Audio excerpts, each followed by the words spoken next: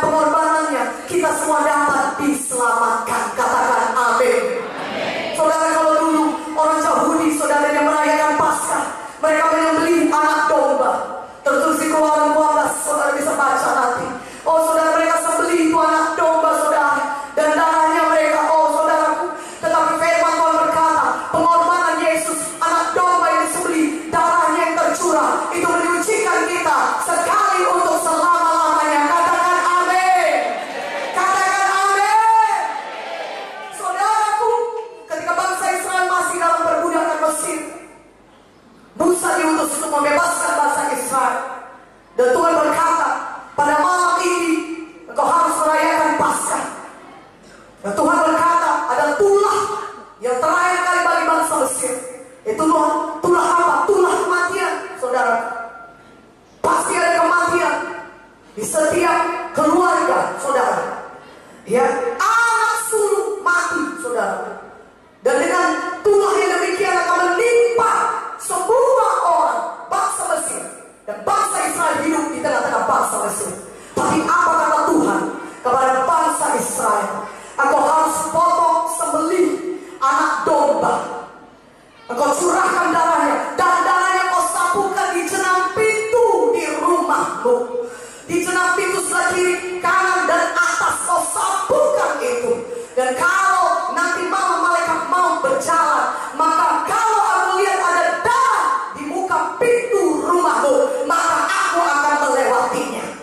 When I see the blood, I will pass over you. Kalau ada darah di muka pintu rumahmu, aku akan melewatinya. Tidak akan ada kematian di rumah itu.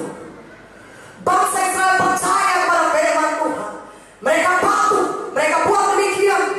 Saudara, mereka sembelih anak domba yang tidak bercacat, yang bercela. Mereka sapukan darahnya di muka pintu rumah mereka.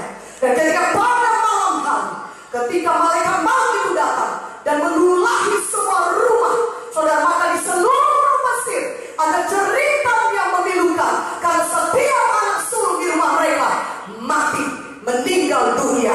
Ada cerita yang kuat, saudaraku, memilukan, yang sangat menyedihkan. Tetapi di rumah bangsa Israel, di mana ada darah disapukan di jenang pintu rumah mereka, tidak ada satu kematian pun menimpa mereka. Kematian tidak bisa memasuki rumah mereka. Kenapa? Karena ada darah anak domba.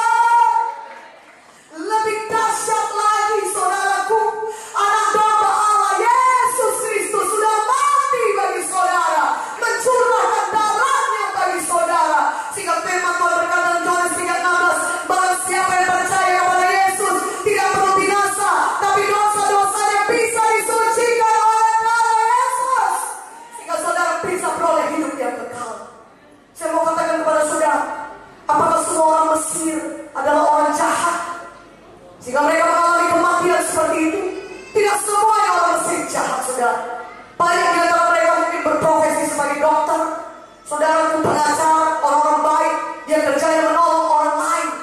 Tetapi ketika hukuman itu datang, mereka tidak luput dari hukuman.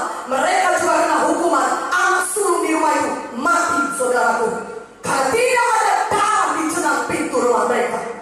Dan saya mau berkata saudara, apakah orang Israel semuanya baik? Tentunya tidak semua bangsa Israel baik. Mungkin ada beberapa yang baik, tapi pasti ada juga yang kelakuannya tidak baik. Bahkan mungkin dia orang jahat, mungkin dia seorang pencuri, bangsa Israel tersebut. Tetapi kenapa di rumah bangsa Israel tidak ada satupun kematian?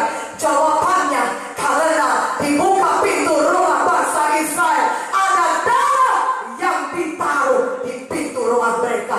Saudaraku, pada hari ini, saudara, walaupun besar dosa kita, merah seperti kirmisi, saudaraku, firman Tuhan berkata, Yesaya 1:18, maka dosa kita yang besar itu, merah sekalipun begitu banyaknya, bisa menjadi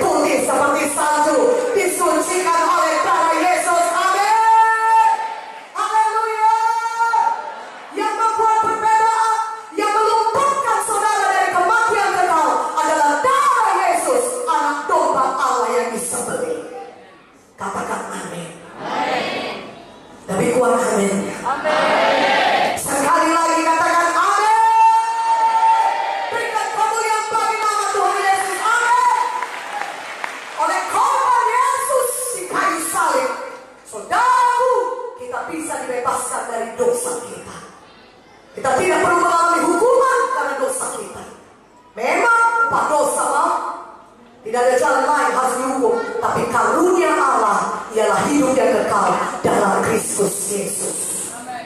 Pada hari ini, saudaraku yang kekasih dalam nama Yesus, Tuhan mau kita semuanya selamat mempunyai hidup yang kekal. Katakan amin. Biar kepastian keselamatan itu ada dalam hati saudara sekarang ini, bukan nanti. Saudaraku, kehilangan yang terbesar bukan kehilangan pekerjaan. Kehilangan terbesar bukan juga kehilangan uang, atau kehilangan rumah, atau kehilangan kedudukan. Saudara mungkin mengiyakannya. Dan saudara berkata ada kehilangan yang lebih besar, kehilangan kesehatanmu. Betul. Karena kerap kali orang, walaupun dia kaya, saudaraku, kalau dia penyakitan, kadang-kadang saudaraku dia akan menghabiskan semua uangnya supaya dia bisa sembuh. Dan saudara mungkin setuju kehilangan kesehatan lebih besar daripada kehilangan uang atau pekerjaan atau kedudukan. Tapi tahukah saudara, ada kehilangan yang lebih besar daripada kehilangan kesehatan. Namanya kehilangan jiwa kita selama-lamanya di neraka. Yesus tidak mau saudara hilang selama-lamanya di neraka. Tuhan Yesus mau semuanya saudara masuk ke surga, bisa memiliki hidup yang kekal selama-lamanya di surga. Untuk itulah dia menanggung penderitaan yang begitu berat di kayu salib. Untuk itulah dia merelakan nyawanya, saudaraku, diberikannya kepada kita. Darahnya tercurah di kayu salib. Untuk apa? Menyucikan kita dari segala dosa, sehingga kita percaya kepadanya. Darah Yesus menyucikan kita, membersihkan kita, dan kita layak masuk kerajaan surga. Berikan kemuliaan bagi nama Tuhan. Haleluya. Kalau nanti saudara baca Yohanes 3:9, Tuhan tidak mengendaki seorang pun binasa. Tuhan tidak mengendaki seorang pun binasa, tapi dia mau supaya semua orang diselamatkan. Saudaraku yang kekasih dalam nama Yesus, biarlah pada hari ini saudara memastikan diri saudara memiliki hidup yang kekal, keselamatan jiwa, karena itu mujizat yang terbesar. Memang mujizat kesembuhan adalah mujizat yang besar, tetapi apa gunanya